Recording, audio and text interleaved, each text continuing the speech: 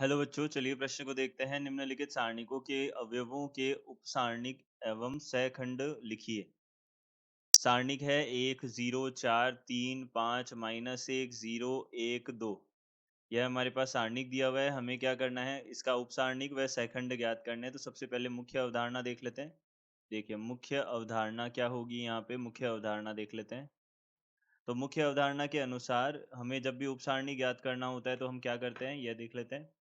तो यदि किसी अवयव का किसी अवयव किसी किसी सारणिक में किसी सारणिक में किसी अवयव का किसी अवयव का उपसारणिक उपसारणिक ज्ञात करना हो ज्ञात करना हो तो उसके संगत हम क्या करते हैं, उसके संगत पंक्ति व स्तंभ पंक्ति व स्तंभ को हटा देते हैं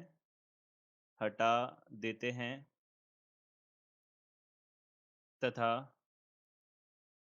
हटाने के पश्चात हटाने के पश्चात सारणिक का मान ही सारणिक का मान ही हमें क्या मिलता है, उपसारणिक मिलता है, उपसारणिक होता है। अब अगर इसे हम किससे प्रदर्शित करते हैं, एम आई जे से प्रदर्शित करते हैं। इससे देखिए, इससे एम आई जे से प्रदर्शित करते हैं, एम आई जे से प्रदर्शित करते हैं।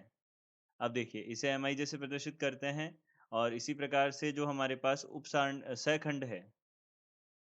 सहखंड है वह ए आई जे से प्रदर्शित किया जाता है। देखिए ए आई जे बराबर, यहाँ से माइनस ए की घात आई प्लस जे, और यहाँ से कितना हो जाएगा, एम आई जे बनेगा। ये बन जाएगा एम आई जे।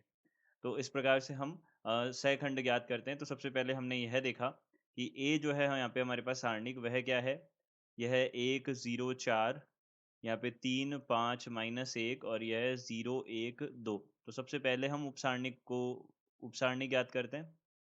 तो उपसारणिक क्या क्या होंगे, सबसे पहले देखिए यहाँ पे एम एक एक देखा, तो एम एक एक क्या बनेगा, देखिए एक एक के संगत हमारे पास जो, यानी कि एक एक अवयव कौन सा है, ये वन जो ये एक दिया हुआ है यही है।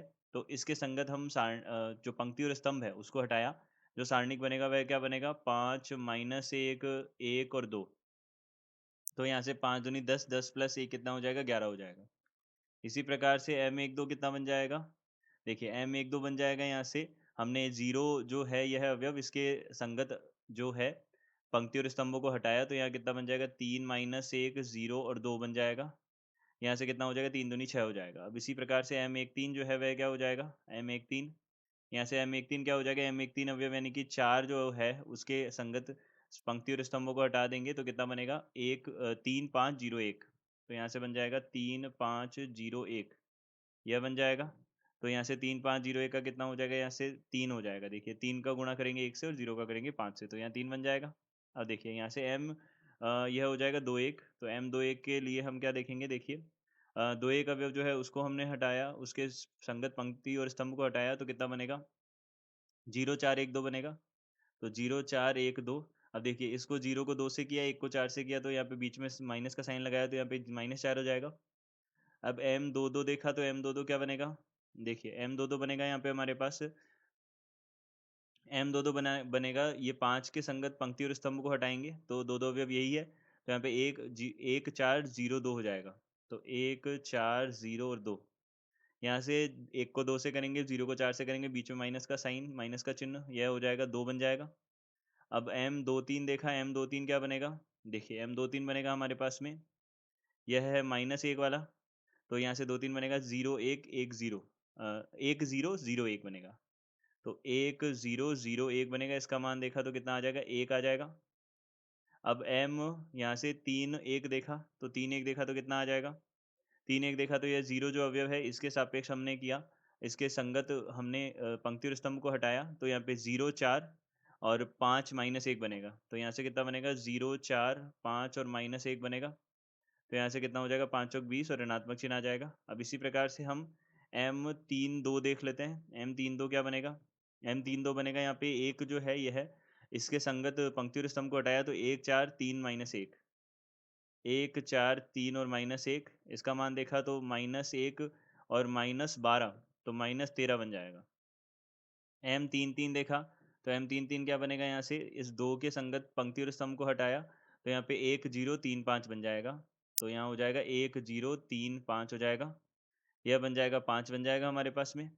अब देखिए इसी प्रकार से जो जो हमने मान ज्ञात किए हैं उनके संगत हमें क्या करना है, उपसारणिक भी, उपसारणिक तो हमने ज्ञात कर लिए। अब हम क्या करेंगे, सहखंड ज्ञात करेंगे। तो सहखंड ज्ञात किया हमने, तो सहखंड, देखिए सहखंड हमने ज्ञात किया। सहखंडों में हमने सबसे पहले एक एक एक किया, तो माइनस एक की घात एक प्लस एक। अब देखिए एम एक एक आएगा यहाँ पे, एम एक एक, अब एम एक एक तो हमने ज्ञात कर रखा है, तो एम एक एक क्या है हमारे पास? एम एक एक है 11। तो यहाँ पे माइनस यहाँ पे प्लस का 11 ही हो जाएगा। एक दो देखा तो माइनस एक की घात एक प्लस दो, यहाँ पे एम एक दो बन जाएगा। एम एक दो का मान हमारे पास कितना है? 6 है, तो यहाँ पे कितना आ जाएगा? माइनस 6 आ जाएगा। अब एक तीन का मान माइनस एक की घात एक प्लस तीन, यहाँ पे 4 हो जाएगा। अब एम एक तीन कितना है? यहाँ पे 3 है, तो यहाँ एम एक तीन, तो यह कितना हो जाएगा? 3 हो जाएगा। अब ए, यहाँ से दो एक देखा, ए दो एक कितना हो जाएगा? माइनस एक की घात दो प्लस एक हो जाएगा, यहाँ पे एम दो एक हो जाएगा।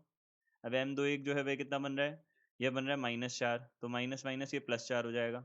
यहाँ पे अब हमने देखा ए दो दो, तो माइनस एक की घात दो प्लस दो, यहाँ पे एम दो दो बनेगा। अब देखिए एम दो दो जो है वह हमारे पास कितना है? एम दो दो हमारे पास है दो, तो यहाँ हमने कितना लिख दिया? दो लिख दिया।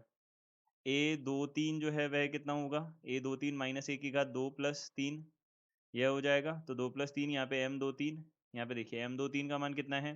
एक है, तो यहाँ पे माइनस एक बन जाएगा, क्योंकि माइनस एक की घात पाँच है, तो यहाँ पे यह ऋणात्मक चिन्ह देगा। ए तीन तीन देखा हमने, अब देखिए एक तीन एक देखा, ए तीन एक कितना हो जाएगा? देखिए ए तीन एक, एक तीन हो, ए तीन एक हो जाएगा, देखिए यहाँ से माइनस एक की घात तीन प्लस एक चार हो जाएगा, और एम तीन एक बनेगा। एम तीन एक हमारे पास कितना है? माइनस बीस है, तो यहाँ पे यह माइनस बीस रहेगा। अब ए तीन दो, ए तीन दो कितना हो जाएगा? ए तीन दो हो जाएगा, देखिए माइनस एक की घात तीन प्लस दो, तीन और दो पाँच, और एम यहाँ पे कितना हो जाएगा? तीन दो, तो देखिए एम तीन दो कितना आ रहा है? माइनस तेरह, और माइनस माइनस ये प्लस तेरह हो जाएगा। अब इसी तरीके से एम तीन तीन जो है वह कितना हो जाएगा? माइनस एक की घात तीन प्लस तीन, यहाँ पे एम तीन तीन बनेगा, तो एम तीन तीन का मान कितना हो जाएगा? ये देखिए पाँच है, तो यहाँ पे कितना आ जाएगा? पाँच आ जाएगा, यह बन जाएगा। तो यह हमारे पास मान हो जाएंगे। तो दिए गए प्रश्न का उत्तर यह हमने सारे सहखंडज और अ, यह तो हमने सारे सहखंड ज्ञात कर दिए, यह हमने सारे के सारे उपसारणिक ज्ञात कर दिए। ये सारे के सारे उपसारणिक हो जाएंगे सारे अवयवों के संगत। तो दिए गए प्रश्न का उत्तर यह है। आशा करते हैं आपको समझ आया होगा। धन्यवाद।